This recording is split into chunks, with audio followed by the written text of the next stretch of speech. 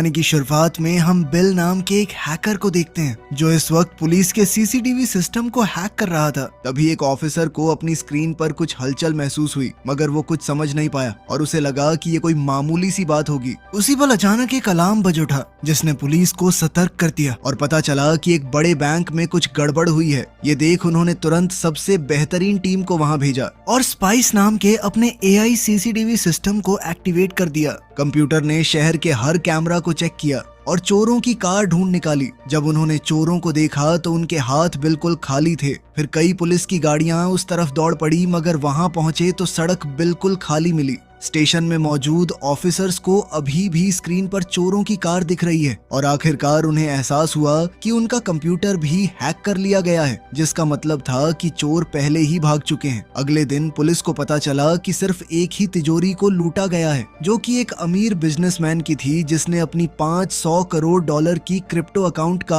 आधा पासवर्ड एक नोटबुक में रखा हुआ था। मकाऊ नाम की बिल्डिंग में चोरों ने डिजिटल पैसा संभालने वाली कंपनी के ऑफिस पर कब्जा कर लिया। इसके चलते कुछ कर्मचारियों की पिटाई भी हो गई और जल्द ही पूरे स्टाफ को बंधक बना लिया गया। फिर एक कर्मचारी को कंपनी का मेन दरवाजा खोलने के लिए मजबूर किया गया और मैक ने एक कंप्यूटर का इस्तेमाल करके बिल को सारी जानकारी दे दी। तब उन्हें पता चला कि ये कंपनी तो बड़े बड़े लोगों के साथ काम करती है, जिसमें देश की सबसे बड़ी क्रिप्टो कंपनी का मालिक भी शामिल है। उसके अकाउंट में 10 अरब से भी ज्यादा पड़े हैं। बिल ने लीडर जॉन के मना करने के बावजूद भी मैक से कहा कि इसकी जानकारी भी कॉपी कर ले, लेकिन उसी वक्त पुलिस पहुंच गई और चोर तुरंत लिफ्ट की तरफ भागने लगे। जॉन लॉबी के एक कैफे में मौजूद था ताकि वो बिना शक पैदा किए वहां से निकल सके। हालांकि वो गलती से एक औरत के सामने आ गया जब वो फोन पर फोटो ले रही थी। उधर लिफ्ट से निकलते ही गैंग और पुलिस वालों के बीच में भागा दौड़ी शुरू हो गई। अपराधियों ने बाहर निकलने का रास्ता ढूंढते हुए कई लोगों को गिरा दिया, लेकिन आखिरकार उन्हें रास्ता बंद मिला और ऑफिसर्स उन तक पहुंच गए।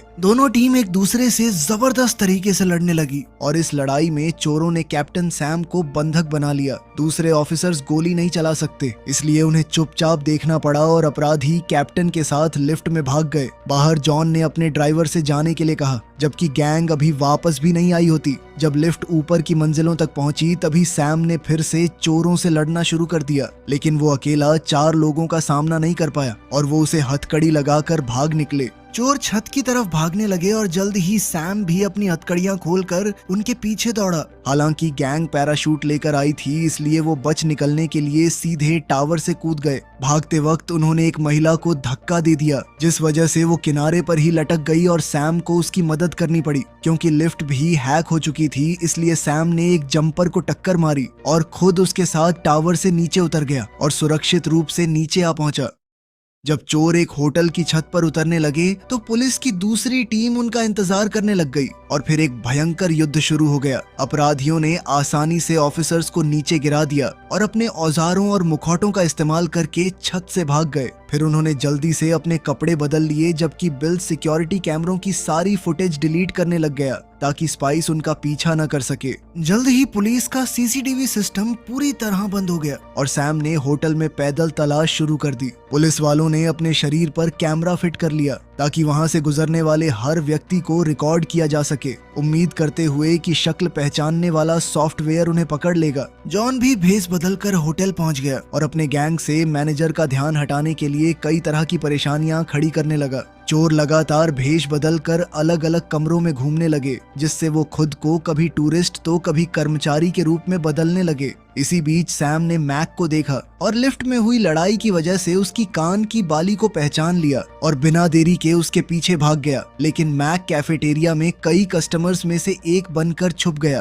तभी अचानक कैमरा ने ये पहचान लिया कि वहां से गुजरने वाले चेहरों में से एक चेहरा सिस्टम में मौजूद नहीं है, इसलिए पुलिस उस आदमी के पीछे भागने लगी। जॉन जानबूझकर एक ऑफिसर से टकरा गया ताकि उसके कैमरे का लेंस थोड़ा धुंधला हो जाए और मैक इस मौके का फायदा उठाकर आगे बढ़ गया। ऑफिसर्स की टीम दोनों आदमियों के पीछे जाने के लिए अलग अलग हो गई, लेकिन मैक ने एक औरत का भेष बना लिया और उसका साथी बूढ़ा आदमी बन गया और वो भाग निकले। उसी वक्त लॉबी में खास लाइट शो चल रहा था। तभी बाकी चोर सिक्योरिटी गार्ड बनकर भीड़ में घुल मिल जाते हैं, लेकिन जैसे ही पुलिस वाले वहां पहुंचे अपराधी तुरंत कूदकर प्लेटफॉर्म के नीचे से निकल गए। बाद में पुलिस स्टेशन के अंदर बिजनेसमैन चिल्लाने और चीजें तोड़ने लग गया क्योंकि उसका अकाउंट खाली हो चुका था। पुलिस ऑफिसर्स ने आगे की योजना पर चर्चा करी और इंस्पेक्टर लारा ने कहा कि उन्हें अपने रिटायर्ड बॉस को वापस बुला लेना चाहिए। सैम ने कहा कि एक बूढ़ा आदमी एआई ट्रैकिंग से कैसे निपटेगा, लेकिन लारा ने उसे याद दिलाया कि स्पाइस अब बेकार हो चुका है क्योंकि उसे हैक कर लिया गया है। इसलिए उन्हें किसी ऐसे इंसान की जरूरत है जिसे पुराने तरीके से पुलिस का काम करना आता हो। फिर ऑफिसर्स ने रॉक और हेलन को दिग्गज एजेंट वोंग को वापस लाने भेजा, जिसकी फाइल अद्भुत कारनामों से भरी हुई थी। वो एक स्पेशल ऑफिसर था जिसका दूर दूर तक कोई मुकाबला नहीं है, लेकिन उसके करियर में एक दाग था कि उसकी वजह से उसके पार्टनर को अपनी जान गंवानी पड़ी थी।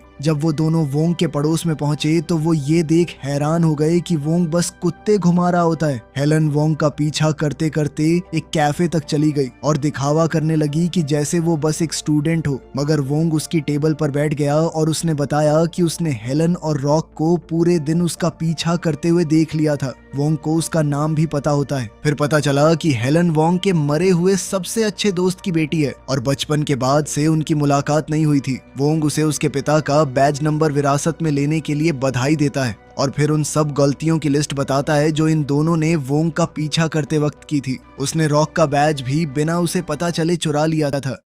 कुछ देर बाद वोंग स्टेशन पहुंच गया और पुलिस की इकट्ठा की हुई सारी फुटेज देखने लगा और सिर्फ कुछ मिनटों तक फुटेज देखने के बाद ही वोंग ने सारे चोरों को पहचान लिया, क्योंकि उन्होंने कभी ना कभी सीसीटीवी कैमरा की तरफ देखा था। ये चेक करने कुछ देर बाद वोंग स्टेशन पहुंच गया और पुलिस की इकट्ठा की हुई सारी फुटेज देखने लगा और सिर्फ कुछ मिनटों तक फुटेज देखने के बाद ही वोंग ने सारे चोरों को पहचान लिया, क्योंकि उन्होंने कभी ना कभी सीसीटीवी कैमरा की तरफ देखा था, ये चेक करने के लिए कि वो अभी भी ऑन है या नहीं। इधर अपने ठिकाने पर जॉन ने बिल को बर्बाद हुए वक्त के लिए पीटना शुरू कर दिया, क्योंकि इस वजह से वो लगभग पकड़े गए थे। जब मैक उसका बचाव करने की कोशिश करने लगा तो जॉन ने उसे भी गुस्से से धक्का मारा, क्योंकि सालों तक अंधेरे में रहने के बाद वो कैमरा में पकड़ा गया था। तभी एक लड़ाई शुरू हो गई और जॉन ने चाकू निकाल लिया, इसलिए सभी चोरों को मिलकर उसे शांत करना पड़ा। चोरों की जितनी स्क्रीनशॉट्स मिल सकती थीं, उन्हें इकट्ठा करने के बाद वोंग ने एक लंबे कोट वाले आदमी को नोटिस किया जो फुटेज में बहुत बार नजर आ रहा था। पुलिस को वो तस्वीर मिलती है जो उस औरत ने ली थी और सबने ही निष्कर्ष निकाला कि ये आदमी भी गैंग का हिस्सा था। तभी वोंग को एक पुराने एजेंट की याद आई जिसे शैडो के नाम से जाना जाता था, जिसने युद्ध के दौरान एक एलीट असैसिनेशन की टीम में सेवा दी थी। उसने दौलत की तलाश में सेना छोड़ दी थी और 1999 में बिना कोई निशान छोड़े गायब हो गया था। वोंग ने सोचा कि ये रहस्यमयी आदमी वही शैडो है जो अब वापस लौट आया है, इसलिए वोंग ने उसे ढूंढने के लिए एक टीम भेजना चाहा। लेकिन तब वोंग को पता चला कि अब तो ये सारा काम एआई से होता है, उनके पास सर्वेलेंस टीम है ही नहीं। लेकिन फिर भी उन्होंने इस केस के लिए वोंग को एक नई टीम बनाने का काम दे दिया। वोंग को भरोसा सा नहीं होता, क्योंकि इतने कम समय में किसी को ट्रेन नहीं किया जा सकता। बाद में जिम के अंदर हेलन ट्रेनिंग करने की कोशिश कर रही होती है, लेकिन दूसरे पुलिस वाले उसका मजाक उड़ाने लगे और कहने लगे कि तुम पुलिस की नौकरी के लिए बहुत छोटी हो। हेलन ने पहले तो उन्हें अनसुना कर दिया, लेकिन फिर गुस्से में आकर उनसे लड़ने लगी और आसानी से एक ऑफिसर को उसके आदमियों के सामने धूल चटा दी। वोंग ने ये सब देख लिया और अकेले में हेलन को बधाई देने लग गया, ये कहते हुए कि इससे तुमने मेरी नजर में अपना सम्मान कमा लिया। शाम को वोंग ने छत पर शराब पी और हेलन के पिता की मौत को याद करने लगा। उसने मन ही मन अपने स्वर्गवासी दोस्त से हेलन का अच्छे से ख्याल रखने का वादा किया। अगले दिन वोंग ने सबको बताया कि मैं एक सर्वेलेंस टीम को ट्रेन करूंगा और हेलन भी टीम का हिस्सा बनी। वोंग उन्हें सिखाता है कि बिना दिखावा करे कैसे चलें, कि किसी को भी वो पुलिस वाले न लगे। हर एक छोटी चीज को भी अच्छे से याद रखना होगा, फिर चाहे कैसी भी मुसीबत क्यों ना आ जाए। सड़क पर पहले दिन टीम अपनी पहचान छुपाए रखने के लिए आम नागरिक होने का नाटक करने लगी, लेकिन वोंग ने हेलन को वैन में अपने साथ ही रखा, क्योंकि वो उसका छुपा हुआ इक्का है। जब भी उनमें से कोई कुछ गड़बड़ करता तो वोंग उन्हें अच्छे खासे ताने सुनाता। 12 दिन बाद बिल एक आखिरी मिशन की प्लानिंग करने की कोशिश कर रहा होता है, ताकि जॉन चैन से रह सके और वे सब हमेशा के लिए रिटायर हो सके। उसने सीईओ के अकाउंट की सर्वर लोकेशन ढूंढ निकाली, लेकिन उसके डिजिटल वॉल्ट तक पहुंचना आसान नहीं था। तभी कहानी कुछ साल पीछे चली गई, जहां दिखाया गया कि सारे चोर अनाथ थे जिनसे मिलने जॉन अक्सर जाया करता था और पैसे भी दिया करता था। बदले में लड़कों ने 1999 में जॉन की मदद की थी जब पुलिस उसके पीछे थी, और तब से आज तक वो सब साथ हैं। 15वें दिन पर हेलन खाना लेने बाहर गई लेकिन जब वो वैन में वापस आ रही थी तो उसने नशे में धुत कुछ आदमियों को देखा जो लड़कियां छेड़ रहे थे। वोंग ने उसे याद दिलाया कि तुम अभी अंडर कवर हो और तुम्हें नॉर्मल पुलिस को बुलाना चाहिए, लेकिन हेलन ने उसकी बात अनसुनी कर दी और उन आदमियों का सामना करने चली गई। एक बार फिर लड़ाई शुरू हो गई। उसने बढ़िया मुक्केबाज चलाए, लेकिन अकेली वो इन सब का सामना नहीं कर सकती थी। उसी वक्त वोंग ने आके उसे बचाया और सबको पीट कर वहाँ से भगा दिया। बाद में वैन में वोंग हेलन को मिशन लगभग बर्बाद कर देने के लिए डांटने लगा। हेलन को नहीं लगता कि वो लोग असली काम कर रहे हैं, इसलिए वोंग उसे बताता है कि उसके पिता के साथ क्या हुआ था। अपने समय में वो दोनों 8 महीने तक अंडर कवर थे और अब जवान वोंग यूं बस वेट करते करते थक गया था। जब उसने कुछ अपराधियों को एक बच्चे को किडनैप करने की कोशिश करते देखा तो वो उन्हें रोकने के लिए कूद पड़ा और गैंग ने लगभग उसे मार ही दिया था। हेलन के पिता ने उसकी मदद करने की कोशिश की थी, इसलिए किडनैपर्स ने भागने से पहले उन्हें गोली मार दी।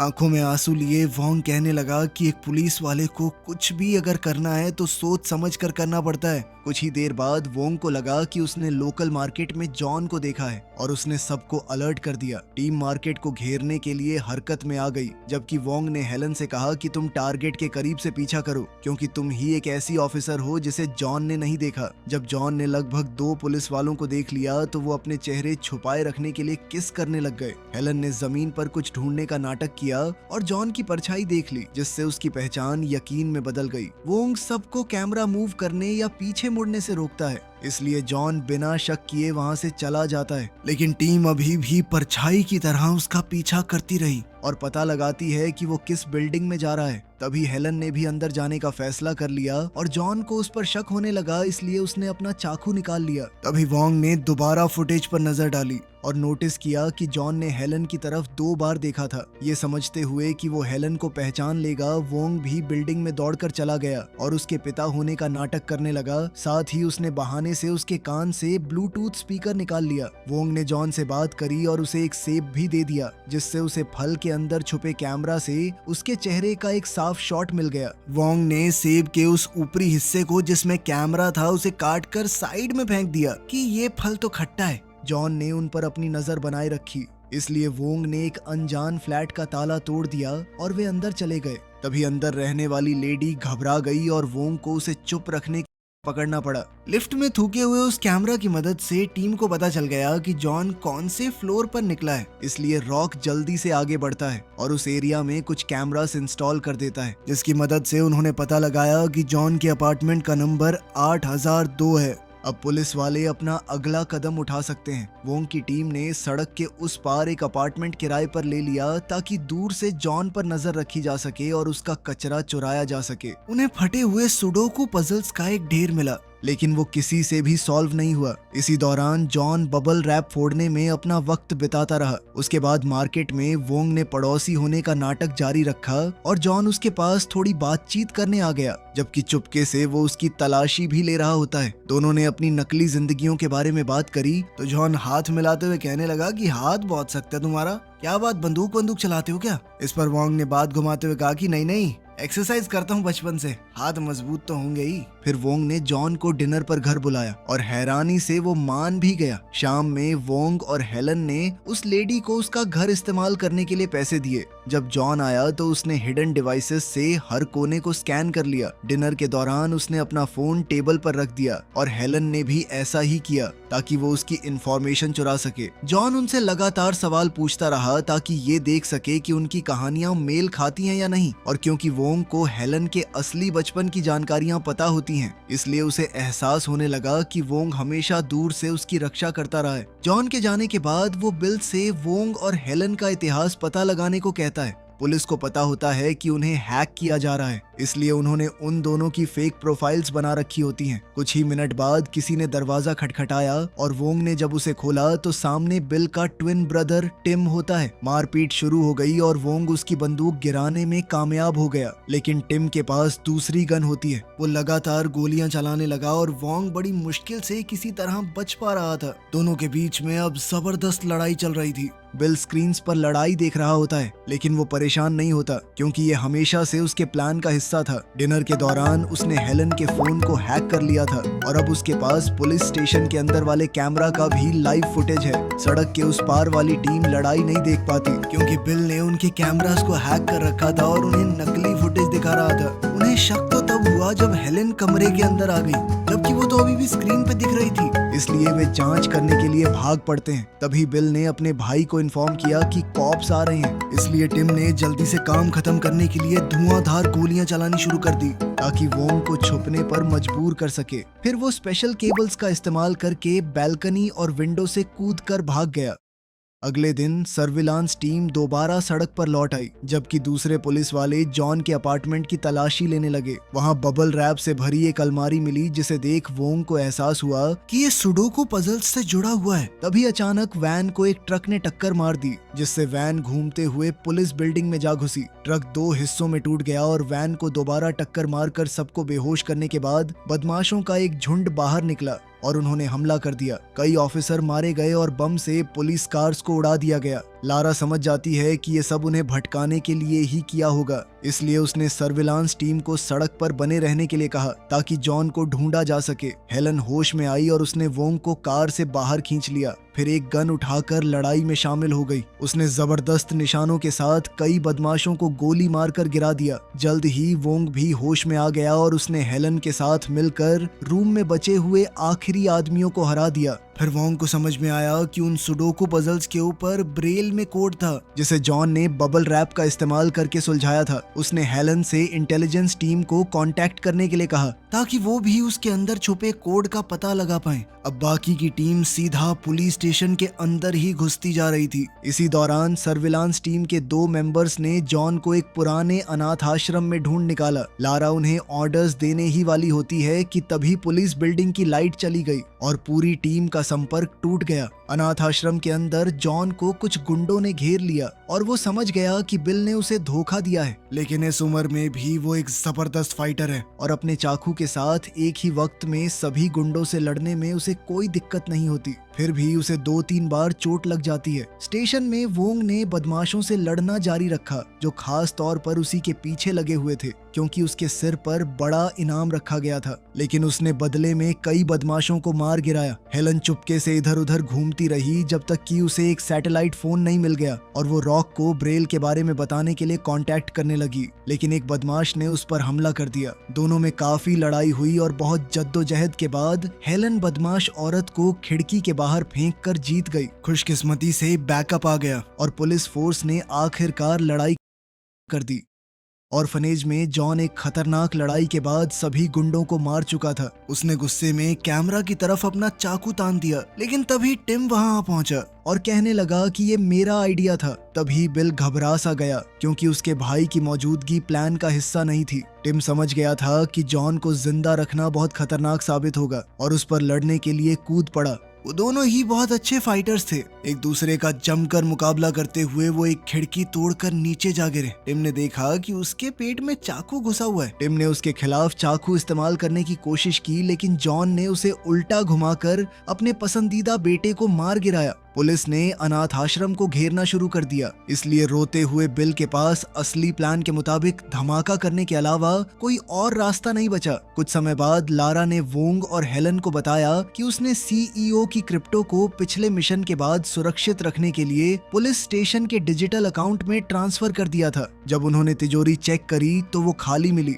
पता चला कि वो चोर अपना भेस बदल कर आए थे। वो बैकअप टीम का हिस्सा होने का नाटक कर रहे थे, इसलिए जब बाकी सब घायल लोगों को बचा रहे थे तब उन्होंने तिजोरी लूट ली। अनाथ आश्रम में जॉन मलबे से जिंदा बाहर निकला और टिम के लिए रोने लगा। तभी पुलिस ने उसे घेर लिया और उसने खुद को उन्हें सौंप दिया और कहा कि मैं अपना जुर्म कबूल करूंगा। स्टेशन में लारा ने दोबारा स्पाइस ऑन किया और कंप्यूटर ने जल्दी ही चोरों वाली वैन ढूंढ निकाली। पुलिस उनका पीछा करते हुए उसी होटल तक पहुंच गई, इसलिए चोर अलग अलग दिशा में भागने लगे। वोंग ने लॉन्ड्री रूम में बिल को ढूंढ लिया और दोनों में मारपीट शुरू हो गई। तभी 2 और चोर बीच में आ गए और बिल को भागने के लिए कहने लगे और कहा कि हम वोंग को संभाल लेंगे। वो दोनों जोड़ी में एक ही तरह से लड़ने लगे, इसलिए वोंग को उनका सामना करने में दिक्कत होने लगी। बाहर हेलन ने नोटिस किया कि एक बड़ा इवेंट हो रहा है। उसने अंदाजा लगाया कि बिल भीड़ में छुपा हुआ होगा। लेकिन वो उसे ढूंढ नहीं पाती। पुलिस वैन में सैम जॉन को उसका फोन वापस देता है और उसे बिल को कॉल करने के लिए कहता है। दुर्भाग्य से क्रिमिनल्स के डिवाइसेस ट्रेस नहीं किए जा सकते, इसलिए हेलन को फोन पर बात कर रहे आदमी को खुद ढूंढना पड़ता है। जल्द ही बिल समझ गया कि ये पुलिस वालों की एक चाल है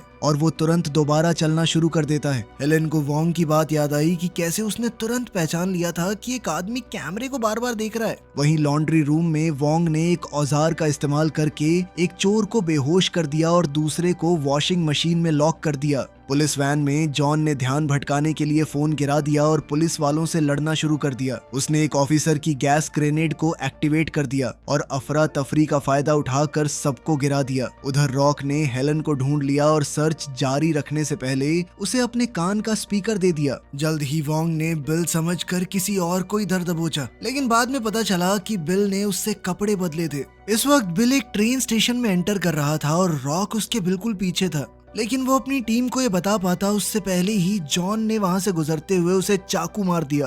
फिर जॉन ने बिल को पकड़ा और उसे भी दे दनादन कई वार करके मार डाला। मरने से पहले बिल ने उसे क्रिप्टो का पासवर्ड बता दिया।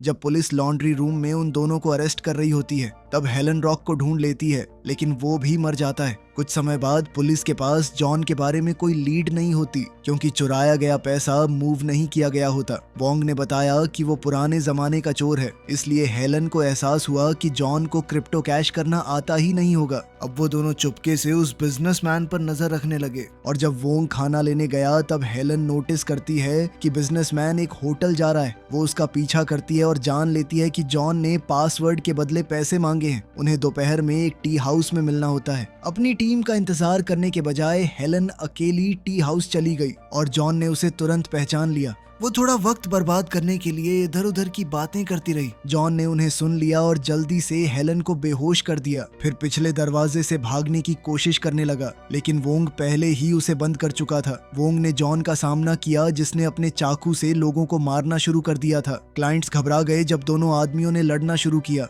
वोंग को कई बार चाकू लगा। वोंग ने उसे धीमा करने के लिए उस पर उबलता हुआ बर्तन भी फेंका और वो कैफे में पड़ी चीजों को एक दूसरे पर फेंकने लगे। अपने आसपास की चीजों को हथियार की तरह इस्तेमाल करते हुए वो दोनों एक दूसरे से पागलों की तरह लड़ रहे थे।